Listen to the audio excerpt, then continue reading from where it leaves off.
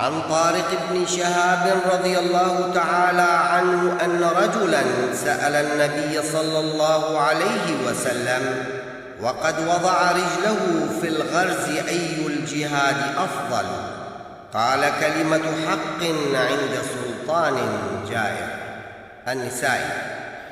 حضرت طارق بن شہاب رضی اللہ عنہ بیان کرتے ہیں کہ ایک دفعہ ایک شخص نے ایسے وقت میں رسول اللہ صلی اللہ علیہ وسلم سے سوال کیا کہ جب آپ صلی اللہ علیہ وسلم ایک سفر پر جاتے ہوئے اپنی رکاب میں پاؤں ڈال رہے تھے، اس نے پوچھا یا رسول اللہ صلی اللہ علیہ وسلم کون سا جہاد افضل ہے؟ آپ صلی اللہ علیہ وسلم نے فرمایا انصاف کے رستہ سے بھٹکتے ہوئے بادشاہ کے سامنے کلمہ حق کہنا۔